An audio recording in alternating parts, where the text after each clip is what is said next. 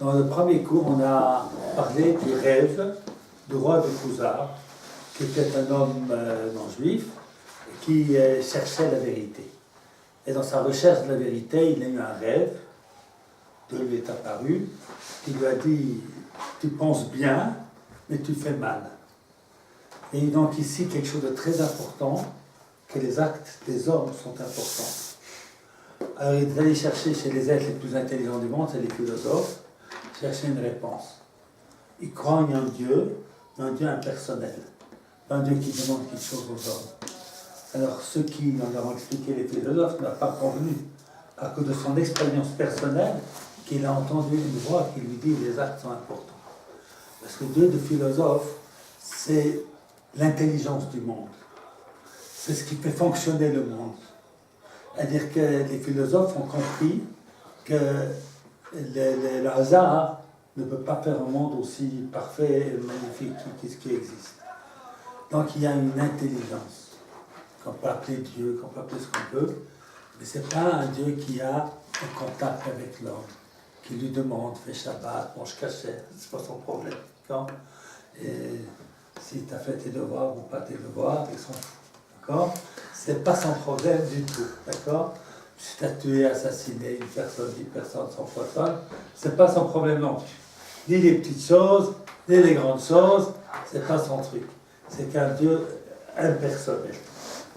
Voilà, ça c'est les philosophes. Ensuite, on nous a parlé des chrétiens. Les chrétiens, ils font un pas en plus dans le judaïsme, parce qu'ils croient en un Dieu qui est acteur dans ce monde. Est tellement acteur que Dieu il est devenu spectateur.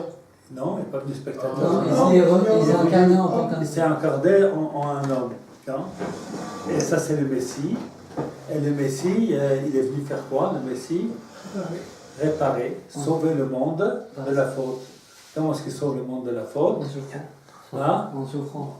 Il a souffert. Celui qui croit en lui, eh bien, il est sauvé de l'enfer pour les fautes qu'il a fait. C'est bien, sympathique, d'accord? Voilà.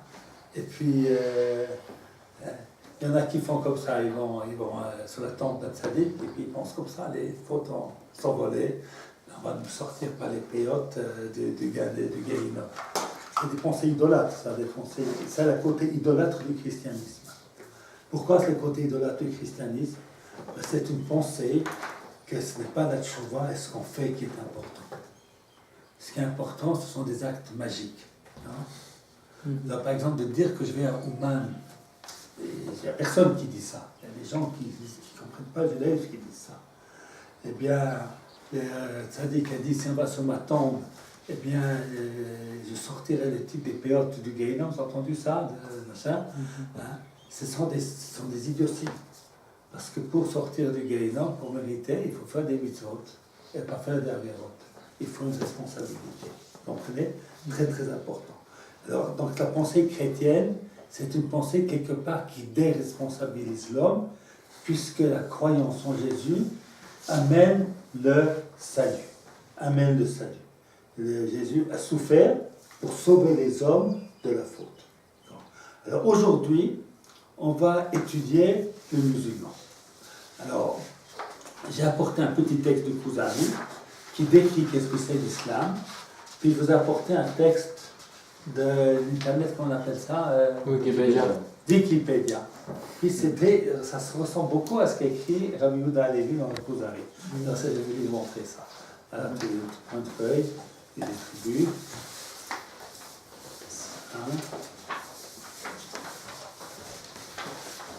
Voilà, attends, vous avez des questions, vous m'arrêtez. Voilà, je ne vais pas faire un discours pour 3 quarts d'heure sans m'interrompre. Sympathique. Sans être interrompu. On n'avait pas dit aussi, genre, qu'il y avait ceux qui dominaient et ceux qui se faisaient dominer, et genre, en gros, le judaïsme, c'est ceux qui, en fait, ils dominaient, en fait, ils voulaient être acteurs, et que le christianisme, il tendait l'autre jour pour, si on le frappe, j'ai pas, en 3 minutes, j'ai pas rapporté tout ce qu'on a dit dans les cours. Tu comprends? D'accord? Voilà. J'ai juste fait un petit résumé. J'espère que j'ai dit plus que ce que j'ai dit maintenant. Oui. Voilà. D'accord? Alors, donc, pourquoi il n'était pas content, Rabbi Yehuda, le Kuzari, de la réponse du chrétien? Qu'est-ce qu'on a dit? אתה רוצה לסגור את הדלת, רבינו?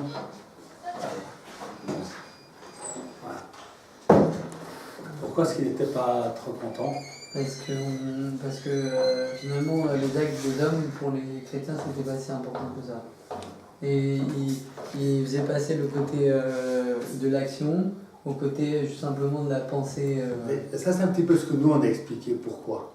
Ce que Rabbi Yehuda Halevi écrit dans son livre, il écrit que c'est pas très logique que Dieu est devenu un homme. Ce dogme-là de Dieu qui est devenu homme, c'est ce qui semble pas très logique pour Rabbi Yehuda Halevi. Non? Rabbi Yehuda Halevi. Maintenant, on va voir, il va voir les musulmans. Bachakar, vous avez le texte, Kara, le Chacham, le Chachmei Ishmael. Donc là, je vous lis un petit passage de Kuzari. D'accord? Veshal oto al chokhmato u'maaseu. Il lui a posé des questions sur sa sagesse, ses actes. ואמר לו, אנחנו מקיימים האחדות והקדמות לאלוהים יתברך. Nous croyons en l'unité de Dieu et que Dieu est avant toute chose. Bon? Jusque-là, on est d'accord ou pas d'accord, les Juifs, avec ça? Ouais. On est d'accord. Ve'achidush la'olam. Dieu existe depuis toujours. Et l'olam, lui, le monde, il est créé. Vayachas el Adam ve'Noach. Et nous croyons à la création d'Adam et Noach. Ve'nachik ha'gashmut bichlal. Qu'est-ce que ça veut dire ça, Nachik ha'gashmut bichlal? Il a éloigné Vous voyez? la gashmut. C'est de faire Dieu comme s'il est homme. On appelle ça anthropomorphisme. Alors, ça veut dire, c'est de décrire ou de comprendre Dieu comme s'il avait, il est très grand. Quand nous on est petit, il est très grand. On est un petit peu fort, il est très fort. Non? On a des petits muscles, il a des grands muscles. Non, non, ça c'est pas fait, c'est pas comme ça. Non, on se met un petit peu en colère, puisqu'il se met en colère, voilà, c'est terrible. Non? Alors, tous ces anthropomorphismes, c'est ce qu'on appelle en français anthropomorphisme, eh bien, les musulmans n'acceptent pas. On ne peut pas décrire Dieu de manière humaine. Est-ce qu'on est d'accord avec ça? Oui. On est tout à fait d'accord. On est des musulmans, en tout cas. Mais אם יראה ממנו שום דבר בדברנו נפרשהו, ונאמר כדבר הבא מכירו. Chez nous, on appelle ça Dibra Torah Kelashon Bnei Adam. Et si on voit dans nos textes quelque chose qui rappelle une forme humaine à Dieu, eh bien, on va l'expliquer, que c'est une manière de parler. Imodatenu, qui sefer Toratenu Dibra Elohim, vous batzmo mofet, התחייבנו בקיבולו בעבור עצמו. מפני שאין אדם יכול לחבר ספר אחר כמוהו. Puis le Coran, ça c'est notre livre de base, qui est un livre que chacun qui regarde voit que c'est un livre extraordinaire, qui est impossible à nul être humain d'écrire un pareil. ולא כפרשה אחת מפרשיותיו. Donc l'importance du Coran. ושנביאנו הוא חותם הנביא. Et notre prophète est celui qui est la fin, le dernier des prophètes. On me battait kol Torah chez Kadma. Et il annule toute Torah qui a précédé. Il appelle à tout le monde à se convertir à l'islam. C'est vrai ça, jusqu'aujourd'hui? Oui. La récompense, c'est que son esprit va revenir dans son corps, dans le jardin d'Éden. Il est imout, il y a beaucoup de plaisir. Il sera au Gan Eden, il n'y a rien qui va lui manquer, ni du manger, ni du bois, ni de relations sexuelles, et tout ce que l'on peut désirer. Pour Nesham Amre, et la punition de celui qui se révolte, il va aller dans le feu. Pour l'œil tamou yisarav l'olam. Alors, c'est très court la description de l'islam de Rabbi Yehuda Halevi. Alors, il nous dit essentiellement qu'il y a un Dieu créateur. Et puis, il faut rajouter un certain nombre de choses très importantes. Le mot islam, qu'est-ce qu'il signifie? Soumission. Il signifie soumission. Alors, je vous ai apporté ici un texte de Wikipédia qui nous dit que la soumission et la sujétion aux ordres de Dieu, ça c'est une religion abrahamique s'appuyant sur le dogme du monothéisme absolu. Non? Prenant sa source dans le Coran, considéré comme le réceptacle de la parole. C'est tout ce qu'on a vu, tout ça dans le texte, en d'autres termes, de Rabbi Yehuda Levi. Mohammed, proclamé par les adhérents, révélé à Mahomet, l'islam comme étant le dernier prophète de Dieu. Voilà. Lui a dit dernier prophète, c'est la même chose. C'est la même chose. Bon. Vous savez qu'ils ont 5, ça c'est pas marqué dans le livre de Rabbi Yehuda Levi, ils ont 5 lois essentielles, 5 piliers, et puis encore un 6e que certains ajoutent. Le premier, c'est que Dieu est grand et Mohammed est son prophète. Le deuxième, c'est les 5 prières par jour. Le troisième, c'est les jeûnes. Le quatrième, c'est la tzedaka. Et puis, il faut aller à la Mecque une fois dans sa vie. Et puis, le 6e, c'est quoi? Le djihad. Le djihad, la guerre sainte. C'est pour ça que c'est une religion très dangereuse. Parce que l'islam, eh bien, il pense qu'il faut que le monde entier se convertissent à l'islam. Il n'y a que ça qui est différent en fait entre guillemets du peuple juif. Non, il y a des choses très différentes. Il y a ça qui est un grand point différent. Alors ça c'est un grand point différent, c'est vrai, mais l'essentiel de la différence, elle est dans ce qu'on a étudié Shabbat. Qu'est-ce qu'on a parlé chez nous, qui était l'essentiel chez nous? Shabbat, qu'est-ce qu'on a expliqué? Le libre arbitre. Eh bien, chez les musulmans, la puissance de Dieu est tellement grande que ça pas effacé, ça dépend parce qu'il y a beaucoup de marloquettes dans les théologiens musulmans, mais véritablement diminue de beaucoup le libre arbitre. Parce que Dieu est tout puissant, hein? Allah Akbar, Dieu est grand, il est tout puissant.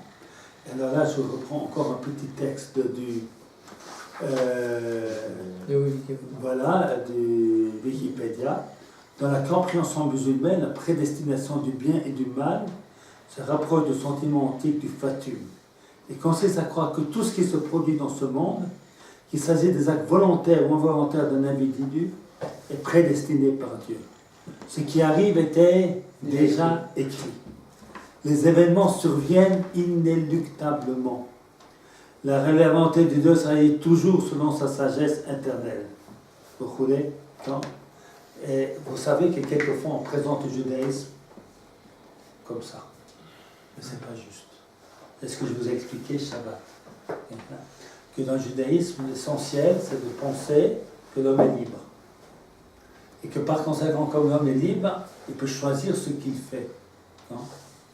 Et par exemple, je peux aujourd'hui être paresseux et pas bien donner le chiot. C'est pas Dieu qui l'a voulu. Vous n'aurez pas de chiot. Pas Dieu qui l'a voulu. Ah, ça veut dire que je rapetisse Dieu. Alors, comment est-ce qu'on a répondu? J'ai de Shabbat. Pourquoi ça ne rapetisse pas Dieu? Parce qu'il a décidé que le monde doit être géré comme cela. Ça, c'est la différence la plus essentielle entre le judaïsme et l'islam. La soumission à Dieu, elle va très très loin. Elle va presque jusqu'à supprimer le libre arbitre. Encore qu'il y a des dictants entre les théologiens musulmans, c'est pas tous disent exactement la même chose, mais ça c'est un point essentiel et donc il est très très bien dit dans ce petit texte de Wikipédia. Hein? Excusez-moi. Oui. Mine de rien, Dieu, s'il est tout puissant, il sait ce qui va se passer. Il était, il est, il sera. Oui. Alors, je vais t'expliquer. Alors, tu sais que la question que tu poses, comment peut-on concilier le libre arbitre avec le fait que Dieu sait tout? D'accord? Alors, finalement, on reconnaît que Dieu sait tout. Alors, la réponse à cette question, le Rambam, il écrit comme ça, que cette question, elle est plus large que la mer. Elle est plus profonde que l'abîme. Et il donne une réponse qui est difficile de comprendre, très courte. Et le Rava dit que le mieux fait de ne pas poser la question s'il n'a pas de réponse. En vérité, La réponse, elle est dans le fait suivant.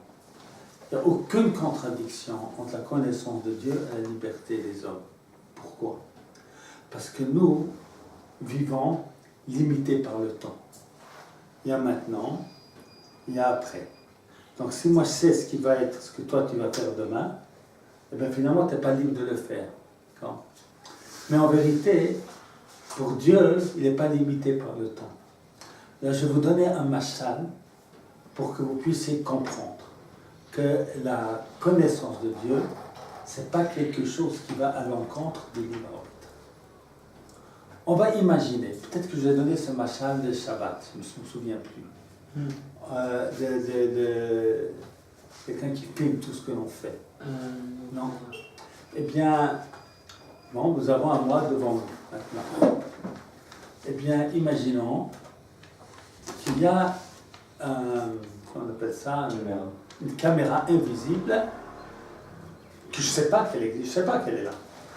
Je ne la connais pas. Elle filme tout ce que je fais. Je suis dans le cours, est-ce que j'ai un carton indécent, j'ai un portable sous.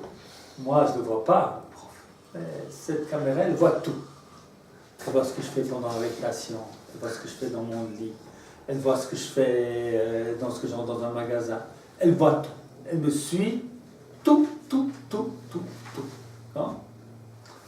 Mais moi, je ne sais pas qu'il y a cette caméra. Est-ce que je suis libre de mes actions? Non. Ah oui? Oui. Je ne sais pas qu'il y a cette caméra. Mais à partir du moment où on va le savoir, Si on sait va pas, être- pour le moment, tu ne sais pas. En fait, de le faire. Voilà. donc oui. Voilà, mais pour le moment, tu ne sais pas. Ah, ok, donc je sais pas. Tu ne sais pas. Si tu ne sais pas, voilà. Maintenant, au bout d'un mois, on montre cette caméra à ton père, à votre père. D'accord? D'accord? Vous avez préféré pas? Peut-être que oui, je ne sais pas, ça dépend. Là. Hein? Eh ben, est-ce que ça attentait à votre liberté? Non. Non. Peut-être la liberté future. Mais ce qui s'est passé, vous avez fait ce que vous avez voulu. Dieu, il regarde cette caméra même avant que les choses se sont passées. C'est-à-dire que toi, tu as fait ce que tu as voulu. Hein? Maintenant, pas que Dieu le sait à l'avance. Il sait parce qu'il n'est pas limité par le temps. Il n'y a pas d'avant, après et maintenant. Non? C'est difficile à comprendre ça. Non? Mais ça, c'est très profond. D'accord? Je vous explique que la connaissance de Dieu, c'est très important. C'est un fondement du judaïsme. La connaissance de Dieu ne porte pas atteinte à notre libre arbitre. Libre arbitre est complet, à dire dans certaines limites, bien entendu, parce que celui qui est grandi chez des brigands, celui qui est grandi chez un grand arbitre arabe, ce n'est pas le même libre arbitre. Celui qui est pauvre et celui qui est pauvre, celui qui a bonne santé et celui qui est malade. Mais chacun, dans son cadre, il a des choix. D'accord? Vous avez choisi de venir à la yeshiva. Quelqu'un vous a forcé? Non. Personne. C'est vous qui avez choisi. Non? C'est très important ça. C'est le fondement du judaïsme. Alors avec ça, je vais vous expliquer quelque chose. D'accord? Pour les chrétiens, Dieu est devenu homme. Non? Et par conséquent, il nous a facilité la tâche. Non? Comme on explique. Pour chez les musulmans, il y a un gouffre entre Dieu et l'homme. Il est que Dieu est tellement puissant que nous, on n'est absolument rien du tout. Absolument rien du tout. Et alors, les deux, en fait, ils se sont emparés du problème qui nous touche chacun d'entre nous, qu'il y a une grande différence entre nos idéaux et ce qu'on fait. Moi, j'ai pris la décision, pas faire d'avérote toute la journée, du matin au soir. De ne pas faire de nuit. De faire ce qu'il faut faire selon le calendrier très bien établi.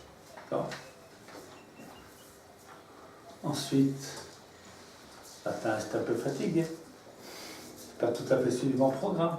Hein? Ensuite, j'ai commencé à étudier. Bon, je me suis dit, c'est quoi les dernières nouvelles? Alors j'ai ouvert le portable. Bon, ensuite j'ai étudié 3/4 d'heure. J'avais un petit peu marre. Hein? Alors je suis parti. Et puis j'ai fait encore quelque chose d'autre. Hein? Et puis j'ai discuté avec mon copain. J'ai dit un gros mot. J'avais décidé de ne pas en dire plus, c'est fini, ça ne m'arrivera plus jamais. Mais il m'a énervé. Il m'a énervé. Alors, j'ai pas pu. D'accord? Non. Puis quelquefois des fois plus grave que cela. D'accord? Alors, ensuite, fin de journée, voilà. Entre mon projet et la réalité, il y a un gouffre. C'est tragique. C'est tragique. Et puis il arrive à 80 ans, en ce qu'il a voulu faire de sa vie. Et ce qu'il a fait de sa vie. Ouais. Quelle horreur. Alors c'est terrible. C'est super angoissant.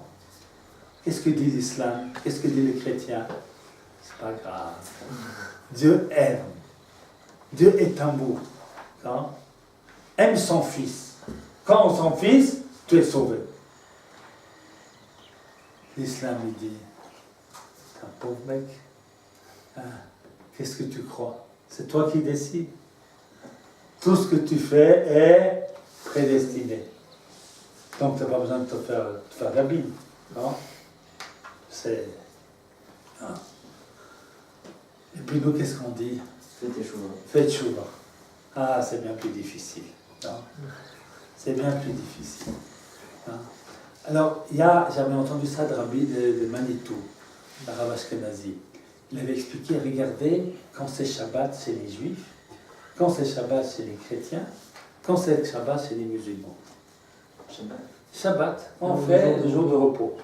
Mais les musulmans et les chrétiens ne peuvent pas. Le dimanche chez les chrétiens, et vendredi les musulmans. Parce que pour les chrétiens, dimanche c'est quel jour de la semaine? Le premier. Jour du Seigneur. Le jour du Seigneur. Non, c'est le 7e jour. Non, c'est le 8e. 1, 2, 3. Shabbat, ça vient du mot 7. Hein? Samedi, ça vient du mot 7. Hein? Alors, Shabbat, c'est le 7e jour. Le jour de repos, c'est le 8e jour. Parce que le 8e jour, c'est les temps messianiques.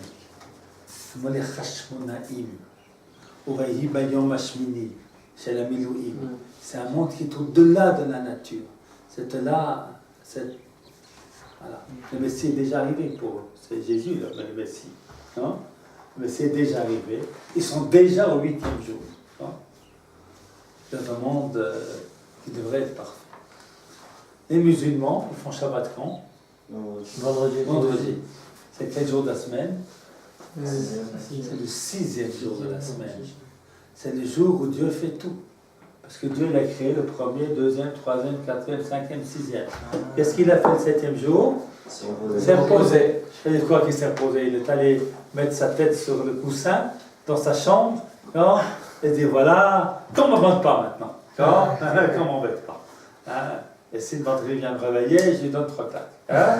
Alors, surtout qu'on ne m'embête pas. Maintenant, c'est mon jour de repos. C'est ça? Le repos de Dieu? Non. C'est quoi le repos de Dieu? C'est le retrait C'est le retrait pour que l'homme agisse. Donc pour les musulmans, le Shabbat n'est pas vraiment arrivé. On est toujours dans le monde du 6e jour. On est dans le monde de la toute-puissance de Dieu qui fait tout. Non? Alors ceux qui sont vraiment croyants, ce n'est pas pour eux très difficile d'être des terroristes qui vont se faire tuer. Comment on appelle ça, des attaques suicides, non? Des kamikazes. S'il doit mourir, il doit mourir. Donc, s'il ne doit pas mourir, il ne va pas mourir. Donc, c'est pas... Non. Les Juifs, on ne dit pas comme ça. Il y a des gens qui croient qu'on dit comme ça dans le judaïsme. Et c'est faux. Non? C'est faux. C'est de l'islam. Ce n'est pas du judaïsme. Il y a des gens qui se trompent parfois, qui décrivent le judaïsme comme l'islam. Hein?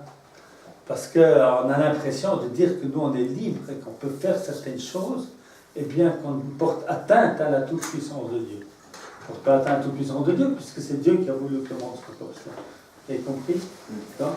Alors ça, c'est la grande différence entre l'islam et le judaïsme et le christianisme. Vous avez tout compris? Non? Maintenant, ce que je vais faire avec vous aujourd'hui, j'aurais dû sortir dans le papier, j'aimerais quand même déjà vous expliquer quelque chose que le Kuzari va faire. Et le Kuzari, après ça, il s'est dit, je suis allé chez le chrétien, je n'ai pas été satisfait. Je suis allé chez le musulman, je n'ai pas été satisfait. Pourquoi? Parce que qu'est-ce qu'il dit le musulman? Finalement, il se base sur la Bible. Non? Il dit, Mohamed est le dernier des prophètes. Non? Et les prophètes d'avant sont aussi des prophètes. Non? Dans le christianisme aussi. Ils disent, il y a l'Ancien Testament et il y a le Nouveau Testament. Donc, c'est pas que l'Ancien Testament n'existe pas. C'est pas que l'Ancien Testament n'a pas une valeur divine. Mais il a été annulé, remplacé, complété, beaucoup d'interprétations. La même chose chez le musulman. Non? Il y a, même Jésus pour lui est un prophète. Moïse est un grand prophète. Le plus grand des prophètes avant, autre que Mahomet, c'est Abraham. Abraham est celui qui a découvert Dieu. D'accord? Et puis, pour eux, la Kedah c'est Yitzhak. La Kedah, c'est très important parce qu'il se soumet entièrement à l'ordre de Dieu. Non? Les familles, ils disent que c'est la Kedah d'Ishmaël. Oui. Mais c'est la soumission absolue. Avec la différence que chez nous, ça n'a pas eu lieu. C'est une grande différence. Alors, il se dit, parce qu'au début, pourquoi le roi de Khuzar n'a pas voulu voir un rabbin? On aura plein d'expliquer ça. Est-ce qu'ils étaient pourchassés? Pourchasser, machin, si c'était la vraie religion, on ne va pas être à ce point pourchassé, à ce point rien du tout, humilié, machin. Si c'était le peuple de Dieu, eh bien Dieu les aiderait au lieu de les frapper comme cela. Non? Donc je ne vais pas voir les Juifs. Mais après qu'il a vu le philosophe, ça ne lui a pas convenu. Après qu'il voit que les chrétiens, ils se rapportent au judaïsme. Il va voir l'islam, ils se rapportent au judaïsme. Ce sont tous, par rapport au judaïsme, ils ont fait des changements. Non? Alors il s'est dit, peut-être quand même, il faut que j'aille voir un rabbin. D'accord. Alors il va voir un rabbin. Et puis qu'est-ce qu'il dit le rabbin? Le rabbin, il dit quelque chose de très, très, très bizarre. Je n'ai pas de Kuzari ici, en vrai. Hein? Ah, voilà. Alors, c'est très important ce qu'il dit. Ok. Alors, Kuzari, Ro'eani, je vois.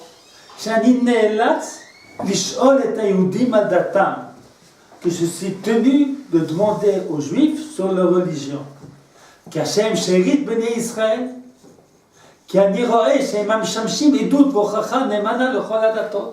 Eux, ils sont la preuve pour toutes les religions. Il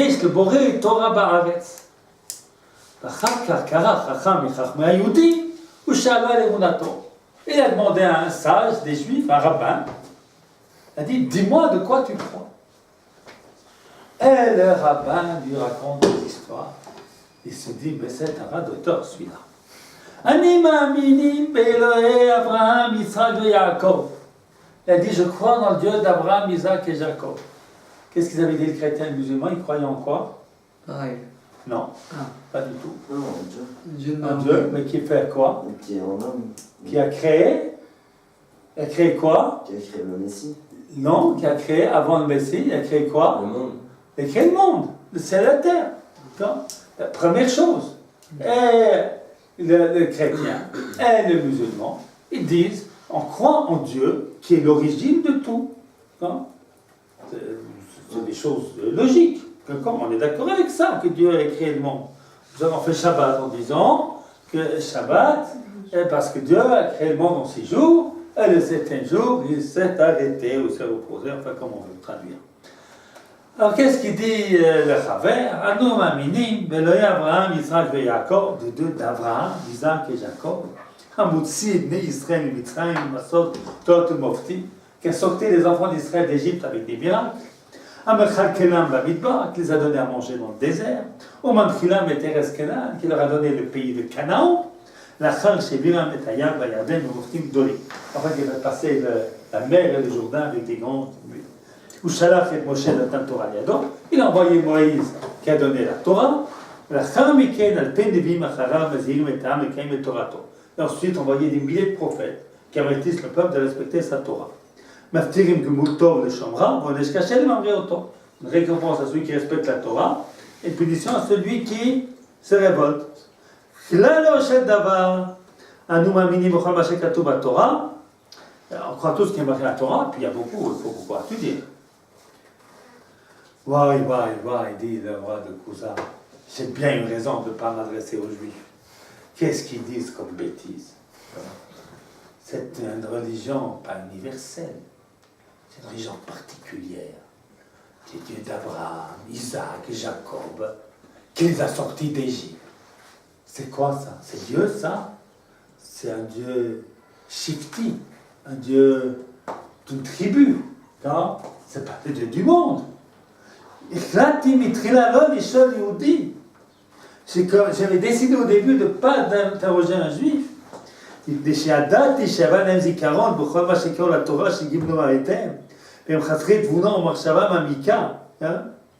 Alors j'avais pas l'intention de leur demander parce qu'ils ont déjà tout oublié. À cause de tous les malheurs, ils sont devenus complètement imbéciles. Après, je ne me suis pas trompé de ne pas vouloir les interroger. Alors, il y a l'air Kalomar, tu aurais dû dire que tu crois dans le Créateur du monde, et qui le dirige, que tu crois à celui qui t'a créé, qui te donne la nourriture, qui sont les fondements de toutes les religions. Pour se ressembler au Créateur. Ah là là là là là. Il a dit alors le Chaver lui répond. Ça, c'est vrai. C'est la religion, elle est basée sur quoi? Sur l'intelligence. Sur la logique. Nous, c'est tout à fait autre chose. Notre connaissance de Dieu, elle n'est pas philosophique. Notre connaissance de Dieu, les philosophes, ils ont raison de pouvoir prouver que Dieu a créé le monde. Hein? Que ce n'est pas possible que le monde soit créé tout seul. Et ils ont raison. D'ailleurs, dans le livre 5, il va rapporter les preuves des Kalam. Kalam, c'est une secte des musulmans qui prouve par A plus B, qui prouve par la logique que le monde est créé et qu'il n'est pas éternel. D'accord? Hein? Vous savez, une de ces preuves, elle est très jolie, une de ces preuves. Je vous la rapporte maintenant. Il dit, si le monde était éternel, d'accord? Milliards d'années, d'accord? Comment ça se fait qu'on en est là dans notre évolution, qu'il n'y a que 5 milliards de personnes sur la Terre? Par rapport aux Juifs, on parle? Non, par rapport à toute l'humanité. L'humanité? Bah, il y a eu des massacres.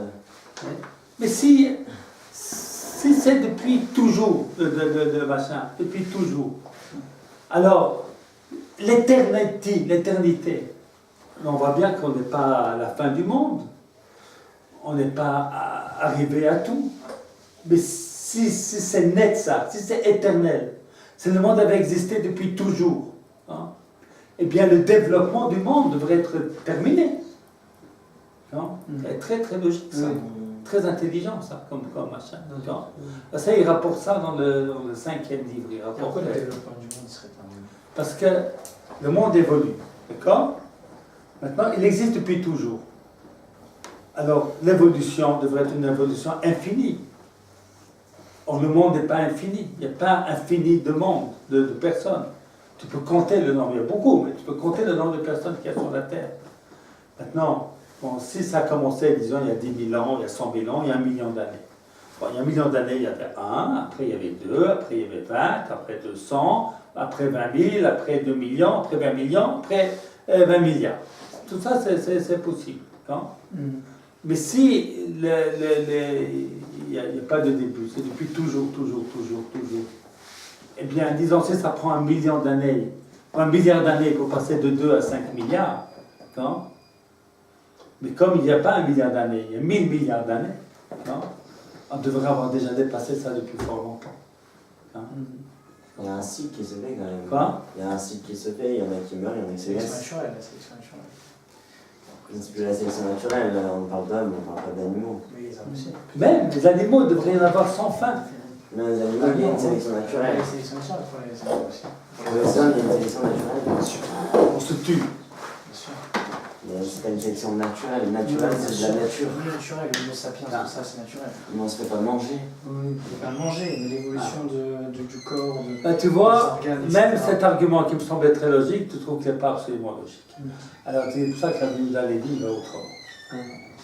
Il dit, on ne va pas parler de logique, on va parler de l'expérience. Nous avons vécu, dans notre histoire, on a vécu l'intervention d'Akadosh Baruch Hu. C'est comme ça qu'on sait qu'il existe Dieu. C'est pour ça que je ne te dis pas que Dieu a créé le ciel et la terre, parce que je n'étais pas là pour voir. Hein? Nous, on n'était pas nés. Donc je ne peux pas savoir.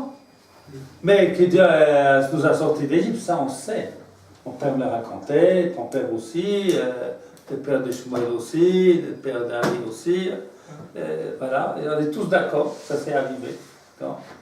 Ça ne peut pas être inventé. En tout cas, ça ne peut pas être inventé. Parce que si on sait inventer cette histoire, il faut l'inventer à un certain moment. D'accord? Imagine comment tu t'appelles. Comment?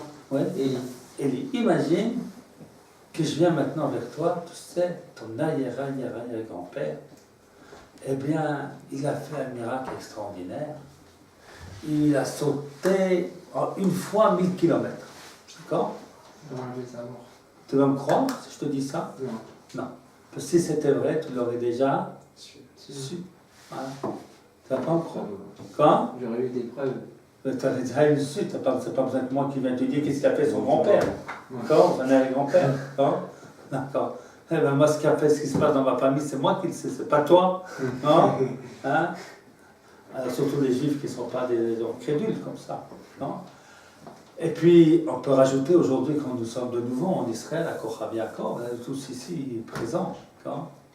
C'est marqué à Torah il y a 4000 ans qu'on va habiter ici. Et 2000 ans, on n'était pas là. On est revenu.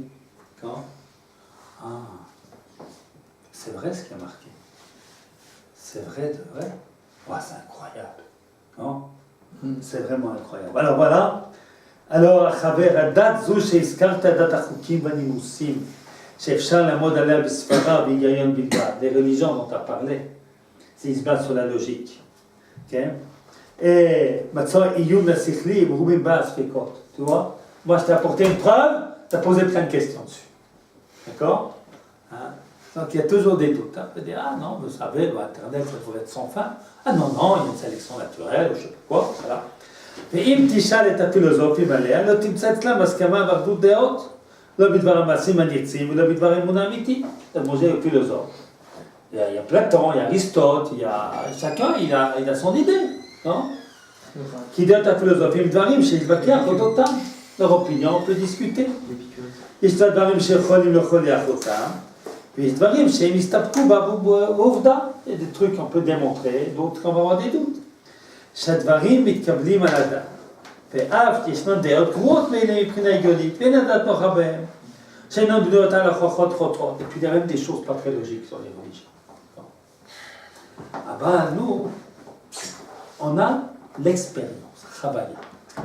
Alors vous avez ici Rabbi Yehuda Lévi du début du livre jusqu'à la fin, les actions, et puis ici la Chavaya, l'expérience. C'est quelque chose d'essentiel. Nous vivons Dieu. C'est comme ça qu'on le connaît. Il m'a aidé, il t'a aidé, il a aidé le peuple. Il a aidé le peuple juif, il a aidé nos pères, nos ancêtres, il nous a sauvés d'Égypte, il nous a sauvés de l'Allemagne nazie, hein, et voilà, et ben, il y a Dieu. D'accord. Ah, dit le roi du Cousin, c'est pas si bête que ça, le rabbin. דברים, דבריך אלי היהודי טובים בעיניי מהקדמתך וברצוני בעת להמשיך לשוחח איתך. Ok. Je serais bien content de continuer la discussion. D'accord. Bon, elle va prendre 5 livres à la discussion. Voilà. Alors, voilà pour aujourd'hui. La grande différence entre la philosophie et le judaïsme, c'est que le philosophe n'a pas expérimenté Dieu. Il reprend tout par sa pensée. Et par conséquent, il va croire à un certain Dieu qui va créer lui-même dans son esprit. Non. Les christianistes et l'islam, eh bien, ils connaissent Dieu grâce au judaïsme. Et il y a quelque chose qui va se rajouter. Non. Soit un prophète qui va changer les mitzvot, parce que c'est le dernier des prophètes, soit quelqu'un qui va plus ou moins les annuler, il va les faire de matériel spirituel, machin comme ça. Il se base sur le judaïsme. Et le judaïsme prend sa vérité dans l'histoire. L'histoire est très très importante. Hein? Maintenant, je vais encore vous dire quelque chose.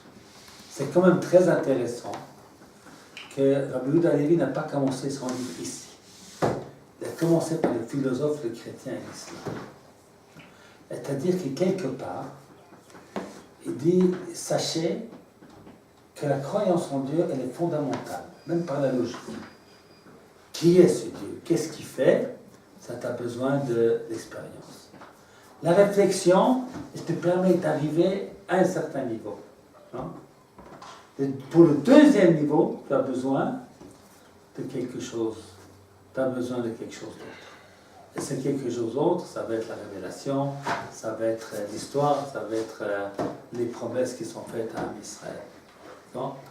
En d'autres mots, le peuple juif, il est le témoin de l'existence d'un côté. Il a besoin de voir pour croire aussi. Voilà. Il a besoin de voir pour Tout croire. à fait. La sortie d'Égypte, Moshe il est monté 40 ans, ils ont Voilà. arrêté, ils ont dit ok. Et tout compris pour aujourd'hui? On s'arrête là pour aujourd'hui. J'ai juste une petite question. Est-ce que un musulman qui fait bien sa religion, est-ce qu'il a sa place dans le paradis? Bien sûr. Alors, la Gemara nous dit, ça dépend de ce que ça veut dire s'il fait bien sa religion.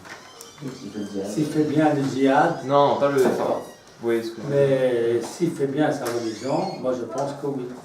Hein? C'est une facilité pour moi, Chacun sa place. il fait ce qu'il peut faire selon ce qu'il a appris. Et D'accord. si ce qu'il fait c'est du bien, c'est le Seder.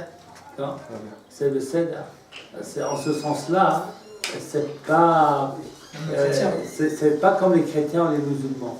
Que tu dois croire en quelque chose Pour avoir quoi. pour avoir droit. Toi, tu dois faire quelque chose. Ah oui. Alors, si tu as agi bien, même si tes croyances sont ça, c'est bien Gemara qui dit Alvaï oti shachachu le mitzvotai shamaru.